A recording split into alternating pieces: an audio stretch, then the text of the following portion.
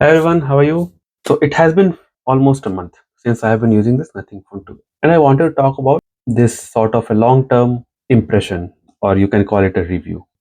Now, before we start, I would request you to please like this video and subscribe to my channel so that it helps in growing the channel. If you have done so, thank you for it. So first of all, I want to talk about the overall experience. Now, when I bought this phone, my expectation was that it would be just like a budget phone. You know, it will be lacking in software, some compromises in build quality, compromises in camera performance, because I've been used to using the flagship phones like the S24 Ultra, Fold 5.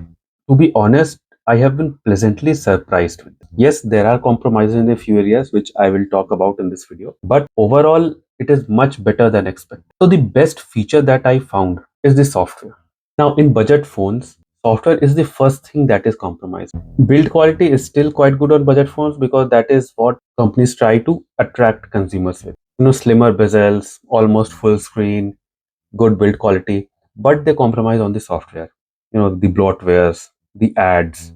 It is almost always there on budget phones, but there is absolutely zero bloatware on this. Even less than flagship Samsungs. If you call those, Samsung apps as bloatware, this actually has nothing. Sorry for the pun. It uses all the Google apps and some, nothing widgets thrown in. Nothing themselves do not have any special apps. So this actually makes the experience of the software very good, which was much better than expected. I still like, when I'm using this, it flies smoothly. It's not that it is stuttering like other budget phones do. So it's quite smooth. Maybe a touch below the flagship phones. I am very happy with the software. And I especially like, the Nothing Phone special widgets that they have thrown in. Let me try to. This is the weather widget. This total interface has been customized by Nothing, and it looks so different from other phones. These minor Nothing related software features have been thrown in throughout the software, and I very much like it. If you go to settings, you see it is completely different in terms of look and feel. And then the best part, the fancy part. If you flip this over here, you see the glyph lighting. Again, that is something that is not found on any other phone. So overall, in terms of software, it can compete with the best out there. There's no doubt about that. Then next, what I liked after the software is the build quality. But here I'm happy to say that in spite of having a plastic back and the plastic frame, Nothing has done a good job in ensuring that this feels a bit premium. Yeah, it will not feel as premium as a flagship phone, but it definitely feels much more premium than a budget phone. And on top of that, you can see the bezels completely uniform. This is also something not very often found on the phones. They will have smaller bezels, but it might not be uniform. So that is the second thing I like in terms of the build quality. It definitely feels more premium than what its price is. Then in terms of the general performance, do I notice any stutter? You can notice it when you are putting it under heavy use, maybe using 4K recording, then video exporting. Then if you use the phone, the interface might stutter a bit. But in terms of general usage like watching YouTube or browsing to social media, it is actually very fluent. So you cannot have any complaint about the smoothness of the phone. Yeah, in some cases, you might feel a slight stutter, which you might not have felt if you were using a flagship. But I think that is acceptable enough. It's not a deal breaker. So in terms of processing power, I like how it fares with general day-to-day usage. But if you are a gamer, then please don't go for this phone because it is good for general gaming, in low settings and 30 frame per second. But if you want a proper gaming phone, yeah, go for those gaming phones. Or if you're in India, then go for iQOO. So those are more suitable for gaming phones. This is a phone which is to be used for general performance, and it will give you a reliable day-to-day performance, but not specific to gaming. And another thing that I liked about it is how Nothing has been handling the update situation on this.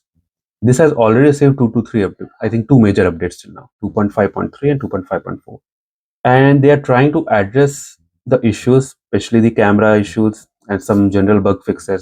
So this is what I like about Nothing, because they are only focusing on one phone. They have, phone 1, phone 2 and phone 2, only 3 phones till now.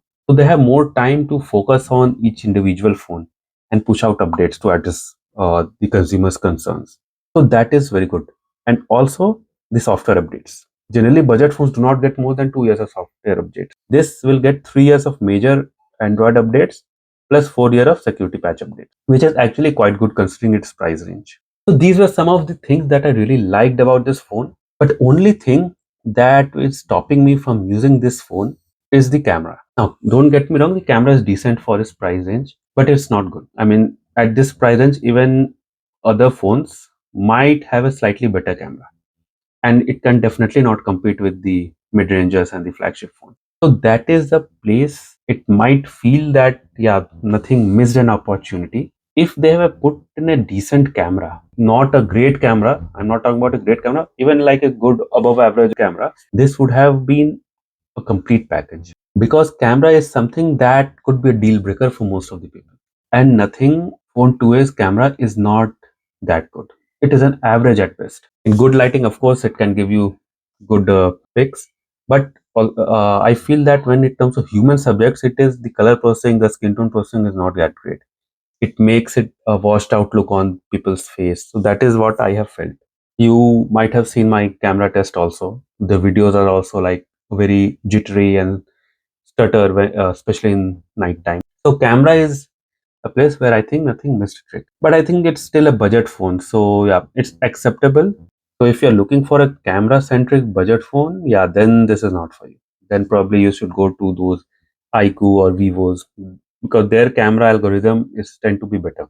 Then the next thing I didn't like about it is that there's no charger in the box. Generally, even at this price range, companies put in a charger. Now, Nothing Phone 2 supports 45-watt charging, but unfortunately, they do not supply charger in the box, which I think they should have. It would have made it a more value for money proposition. And the next thing I don't like about Nothing Phone 2 is the processor and the performance, which, as I mentioned, leaves a bit to be desired especially when it comes to gaming. If they would have put in a more performance-oriented processor than the Dimensity 7200 Pro, which is currently there, then probably it would have also attracted people who are inclined towards gaming, because it would have given better gaming performance, and probably also it would have gotten rid of those micro stutters which you sometimes feel when you are putting this phone under heavy usage. Yeah, but I know that this is a 24,000 rupees phone, so you cannot expect that much. So at that price point, I still believe that this is a very good phone. And only thing is that you should not buy this phone if you're looking for camera or gaming. These are the only two things that you should keep in mind. This phone is not meant for camera or gaming. So yeah, that's it, guys. That's all my full 1 month review of Nothing Phone 2a. Please do like this video and subscribe to my channel. It will help my channel grow. Thank you, and see you in the next video.